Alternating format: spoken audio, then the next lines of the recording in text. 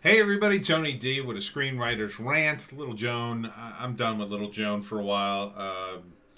Sorry, she just won't sit still. I don't know, I have a window open to get some fresh air in the house, and every time I do, every dog in the neighborhood she can hear from like five houses down, and she just starts barking like crazy. So she finally just quieted down. So let's do this before she barks up again. Please check out my Bitchute Rumble exclusive today. If you want to see all the forbidden news, it's over there. You won't see it on YouTube because YouTube keeps demonetizing me and deleting comments and, according to some, taking away my views. That's pretty essy. YouTube. Bad YouTube. Anyhow, this is the Suicide Squad 2. Called the Suicide Squad trailer. I think it's called Suicide Squad 2, but it doesn't say that. It just says the Suicide Squad. It stars Idris Elba as the lead. He's the head of the group. John Cena plays Peacemaker. I originally thought he was Hawk. I did a take of this already. I thought he was Hawk from Hawk and Dove. He's the Peacemaker, an even more obscure character for the DCU. This is Rick Flag and a bunch of the other characters. I got the whole list here, and I don't even remember half of these guys. So it's Rick Flag, Digger, the Thinker, Polka Dot Man, Ratcatcher, Savant, Sol Soria, Blackguard, TDK, Weasel, Javelin, and Sylvester Stallone as King Shark. I don't even remember that guy.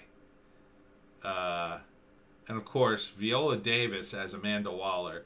She is quite good in that role. Amanda Waller is the best character in this whole thing. And then, of course, you got Margot Robbie, who I love, but, it's just too much. Okay, the whole concept is too much of a movie because this concept doesn't work. Yeah, and this is a whole opening scene where they have to go save Harley Quinn, and it turns out she doesn't need saving. Wah, wah. Isn't that hilarious? They're so lame. They'll never save the world. There's no... You can't make this movie work because there's no basis for it to work. There's no seriousness. I don't even know... Who's this guy? I don't even remember who this guy is. I remember the actor, Brian Savant. Oh, he's Savant. Okay. I don't even remember who Savant is in the comics. These are very obscure characters. Very obscure. And you know the deal. They plant an implant in your brain, and if you disobey the orders, they set it off and they kill you. There's Captain Boomerang and Polka Dot Man. I mean, it's just a ridiculous concept. Now, this movie could work. Could work. If you had... He was Doctor Who, right? I guess he's getting more money for this. Look, this movie could work if you had established a universe of superheroes that was functional and great, and people followed it. And then these were the guys who were on the sides, getting left behind. They get mentioned once in a while, but you almost never see them. But there's not. The DCU barely holds together. Okay? You got Aquaman that did okay. You got Wonder Woman that did pretty good. At least the first movie did. Second movie, I don't think so. You've got Batman, but Batman didn't get his own movie for some reason. You got Superman, but Superman's kind of separate from all this. And again, none of these characters, other than Batman has the rogues gallery. The rest of the superhero characters, they kind of don't have a big bench of villains. And you don't have time to even the Marvel Universe. If you just took all the villains for the Marvel Universe, you wouldn't even have enough to fill the Suicide Squad, really. You'd have, I guess, Loki.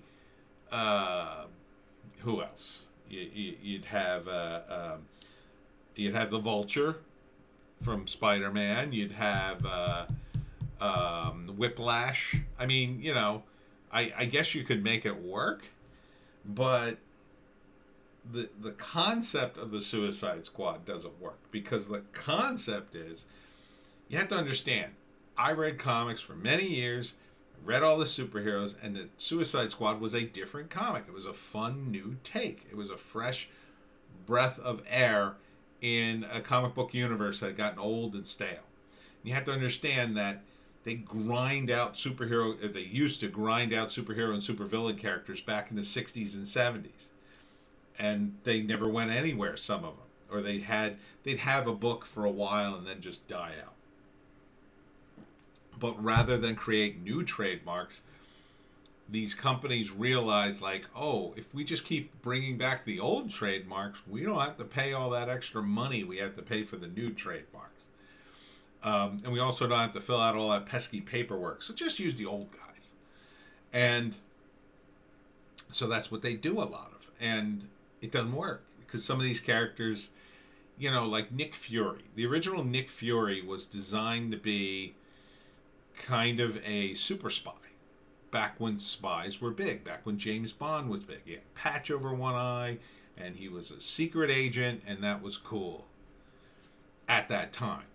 Now secret agents aren't cool. Look at James Bond. It struggles because there's no Cold War yet left. You can't have James Bond, really. It doesn't make as much sense as it did during the Cold War. During the Cold War, it made total sense. So the character was redesigned as a government guy, but he's not the same. Okay? He's not the same. And a lot of these characters are that way. They have uniforms, costumes. That was campy and fun back in the 60s and 70s when they did it. It was like, oh, as a supervillain, you got to have a costume. But when they started making superheroes and supervillains more realistic, the costume doesn't work. For obvious reasons, right? It's like, oh, you're going to rob a store, you're going to put on an elaborate costume and announce to everybody who you are? You're going to get caught. So if you're going to try to make it work in actual criminal terms, supervillains don't work. They don't work. Villains want to commit the robbery and get away with it and go away with their winnings. And so if you had a functional, some kind of superhero universe where there's just so many characters running around, yes, this could work if you knew some of these characters. But no one knows these characters. Not really. They know Harley Quinn because Margot Robbie is super hot. Oh my God, she's hot. And this is the third movie with Harley Quinn. The first one was Suicide Squad, where basically, really, the costume was a hit. Because there was barely any costume to begin with. And she had all these tattoos, and she's just smoking. So, yeah, people were like, oh yeah, let me go see that movie. A lot of people I know saw the movie said it was terrible. These are comic book fans. They wanted to like the movie. They said it was unwatchable. Many of them said that. I didn't see it. And I liked I read the Suicide Squad. Harley Quinn wasn't in it. That's part of the reason I didn't have an interest in it. She kind of overwhelmed the movie. And then she got her own movie, and that was super woke, and I had no interest in seeing that. And now here she is again, doing the same shtick with a bunch of other characters, and it's just they're trying to do Deadpool, and it doesn't work. Deadpool worked because it fit in with the Marvel Universe. You could have two of the X-Men show up, and that worked. Because it's like, oh yeah, X-Men. I know who the X-Men are.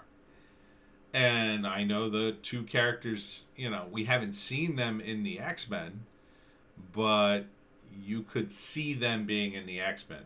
We've seen them in the comics, of course, but I'm talking in the movie terms. That works.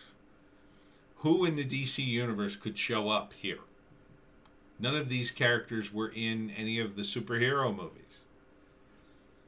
Not really. I mean, I guess you could say the Joker, but the Joker's not even one of the main guys. You put the Joker as the main guy in this, you ain't having a movie. People would see that. But then he would overshadow Harley. Harley is Joker in this, really.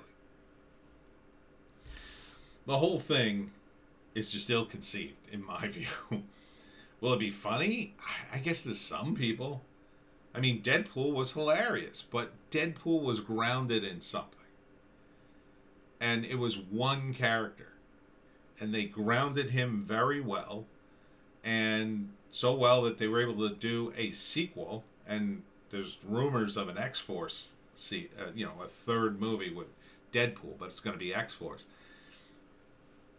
You just didn't have that with Suicide Squad. It was kind of all over the place, never quite came together, and the woke Harley Quinn movie didn't do well, so now you got a third movie.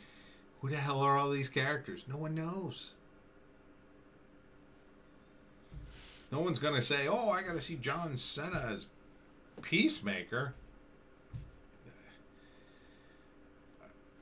It's and the jokes are terrible. So, like, here's Harley Quinn saying, oh, I love the rain. It's like angels splooging on us. Gross. On multiple levels. And not funny. Okay? Not funny. And not funny. See, Harley's already a character who's way down here in terms of her. And she's a criminal, right? And criminal type characters, they don't put themselves down. And Harley as a character can't afford that because she, as a personality, she's dysfunctional and she's weak. So she never puts herself down. So she wouldn't say stuff like that. That's a vulgar, degrading joke. And she's not crude. She's a doctor. She's actually a doctor. Yes, she's crazy, but she wasn't crude. I think it's out of character for her to say something like that. Unless, the Joker's around, in which case all bets are off. She can't help herself. And then the other characters, you just don't know who they are. So they don't hold any weight. And are you going to see Superman flying by in a few scenes? I don't think you will. And that's kind of what you need to see. You need to establish the superhero universe to the point at which there's so many superheroes. You understand why there is a big giant jail full of villains. And it can't just be... And you need more superheroes too. And that's the thing with the DCU. They had tons of superheroes. When the Justice League satellite, had a meeting, like for the extended Justice League, there were like dozens of characters. Dozens. So, again, this works in the comics. I don't think it works as a movie. Even if you try to explain it. It's just not going to hold any weight. People are just going to be like, oh, I guess that's a superhero. I guess that's a reference I should get. And they're making jokes the entire time. So it undermines what seriousness there is. And I'm not saying the movie should be serious, but it should be a movie. So, is the Suicide Squad 2 gonna be good? I don't think so. I think it's just gonna be a train wreck of a movie. Something you'll watch when it's on, one of your on-demand things for free. That would be my level of interest. Like if the Suicide Squad and the sequel were on, on demand for free, maybe I'd watch it and zoom through the boring parts to watch Margot Robbie's various outfit changes, but that's about it. It's just, I want to like this movie. I wanted the DCU to work, but I just don't think it can happen anymore.